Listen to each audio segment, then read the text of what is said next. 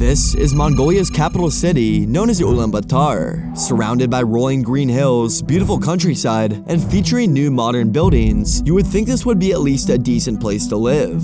There's a low crime rate, the cost of living is relatively low for Asia, and there's also a strong sense of community in this city that dates back hundreds of years to the height of the Mongol Empire. But what most people don't know about this country is that Mongolia is actually the most sparsely populated country in the world, where roughly 45% of the entire country's population lives in the capital city of Ulaanbaatar. Mongolia averages just 2 people per square kilometer and only has a population of roughly 3.4 million people. Just to put this in perspective, the state of Massachusetts in the United States has a land area of 27,000 square kilometers, while Mongolia has a land area of 1.6 million square kilometers. Despite this massive difference in size, Massachusetts still has over double the population of all of Mongolia. Of these 3.4 million people that actually live in Mongolia, only 30 to 40,000 of them have migrated to Mongolia, meaning this country is almost entirely made up of ethnic Mongols, born and raised in Mongolia. With the country being seemingly empty outside of its capital Ulaanbaatar and having extremely low immigration numbers, you're probably wondering why so few people want to live in this massive country. For hundreds of years, Mongols have adapted a very nomadic lifestyle. Mongolia lies within the Eurasian steppe, which has historically been one of the most important travel routes for trade and migration. This massive stretch of relatively flat land has allowed caravans of horses, donkeys, and camels to transport people, food, and goods from land in China all the way out to Hungary and Europe. The most famous trade route along the Eurasian steppe was the Silk Road, and present-day Mongolia was in the center of it. Because of all these extremely important trade routes that cut through the country, Mongols have adapted a similar hunter-gatherer lifestyle where they aren't afraid of moving from settlement to settlement. With less civilized communities, there's less infrastructure like grocery stores where residents can come and easily pick up food. However, luckily for these hunter-gatherers, there's definitely an abundance of animals to hunt. In fact, for every human in Mongolia, there's 13 times more horses and 30 times more sheep. But despite this abundance of livestock, there's been winters where very few of these animals remain. That's because of the extremely harsh climate that Mongolia lies in, so harsh that not all the livestock can survive. Mongolia can have some very hot summers, but also has some of the coldest winters in the world. Ulaanbaatar is actually the coldest capital of a country across the globe, where the average temperature in this city in the winter is -25 Celsius or -13 degrees Fahrenheit. When you're in the city, you at least have access to many of the modern inventions meant to keep people warm. This isn't the case, though, for the massive percentage of Mongols who still live the traditional nomadic lifestyle. Mongolia is a very high country, where the average elevation is around 5,180 feet or 1,580 meters. This is similar to the elevation of Denver, Colorado, but sustained across an entire country stretching for over 1 million square kilometers. Combine this with the fact that Mongolia is landlocked and very far from the ocean, that leaves Mongolia with the perfect conditions to be extremely cold and windy. This extreme weather obviously makes it much more difficult to live a hunter-gatherer lifestyle when you don't have access to traditional heating systems like you would in an urban area. This cold and dry environment has also led over 70% of the country to be covered in permafrost. Permafrost is a thick layer of soil that remains frozen for either all or much of the year. In Mongolia, much of the frozen land thaws in the summertime, which makes it even more difficult to build roads and homes on. When this land freezes and thaws, that means it's constantly moving, thus becoming more difficult to build permanent structures on. This permafrost is also very unfavorable for growing crops, something that the nomads of Mongolia could benefit from. This land that's frozen for much of the year requires the nomads to live off the livestock that roams the land. Many of these nomads don't hunt like a traditional American hunter, though. These nomads of Mongolia are extremely unique in that they use golden eagles to hunt for their food. Hunters will typically capture golden eagles in their first or second year of life. These hunters then train these eagles to respond to certain commands and hunt specific prey. The hunters are able to develop a trusting relationship with these eagles and benefit greatly from their incredible eyesight and powerful talons, which are essentially the eagle's feet. But even with these advanced hunting techniques, life as a nomad is extremely difficult in Mongolia. Nomadic families often have fewer kids. Having a bunch of young children can take a lot of time away from hunting, which is necessary for survival out in the Mongolian fields. Large families also require more food to be on the dinner table, something that isn't always abundant when you're hunting for every meal yourself. With that in mind, Mongolian families have traditionally been very small, adding to the extremely sparsely populated country.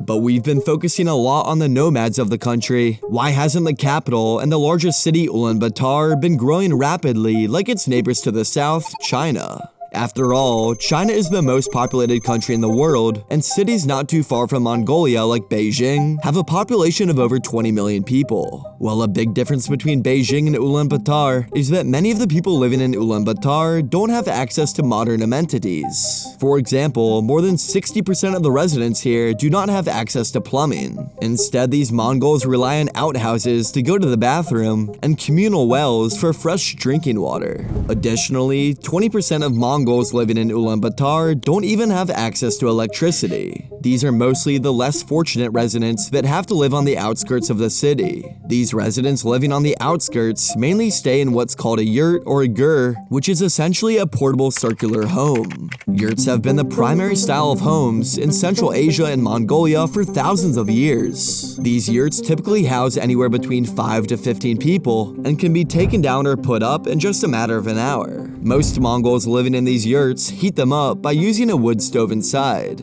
These wood stoves typically sit in the middle of the yurt and have a long chimney that goes through the ceiling, releasing smoke out into the sky. Because these Mongols use coal in these stoves to not only cook their meals but also to heat their homes, this leads to a high level of fumes being released out into Ulaanbaatar. In fact, so many fumes are released that Ulaanbaatar actually has a growing air quality problem. This air quality problem has become a major concern, where Ulaanbaatar now has some of the worst air quality in the world. When the temperatures get extremely cold in the winter, this forces the residents of Ulaanbaatar to fire up their stoves inside their yurts and burn a lot of wood and coal. In the winter, this extremely cold air sinks into the valley of Ulaanbaatar and ends up making it extremely difficult for the pollution to escape.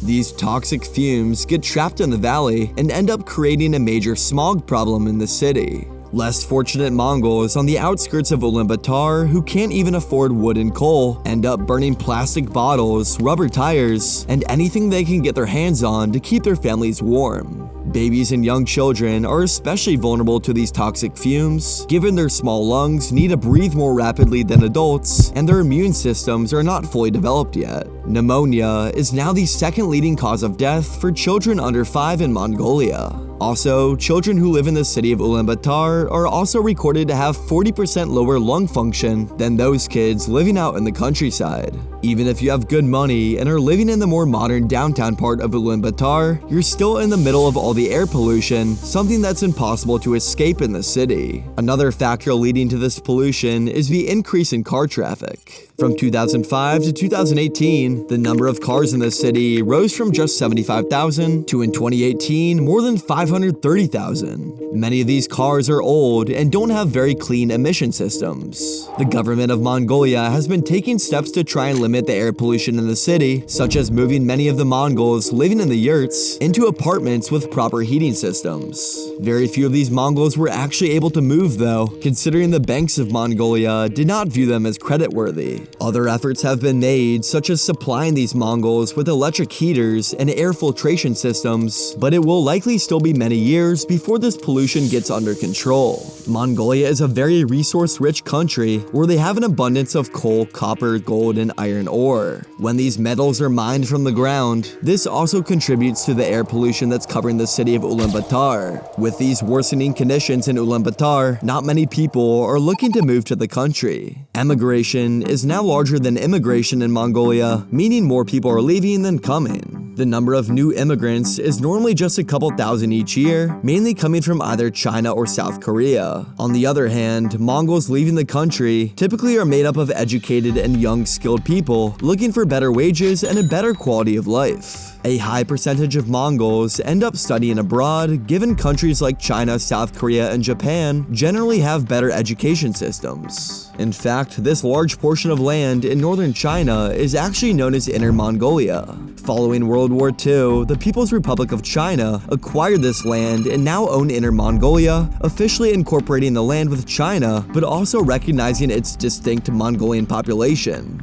Today, there's actually more ethnic Mongols living in Inner Mongolia than there are Mongols living in the country of Mongolia itself. This is mainly in part to the much better living conditions of Inner Mongolia and also a slightly warmer climate. Another country where hardly anyone is moving to is on the other side of the Pacific Ocean and is known as Venezuela. One of the reasons why hardly anyone is moving here is because this country is under intense scrutiny for the recent election where socialist leader Nicolas Maduro supposedly won. You can find out why this election result was likely fake in this video right here.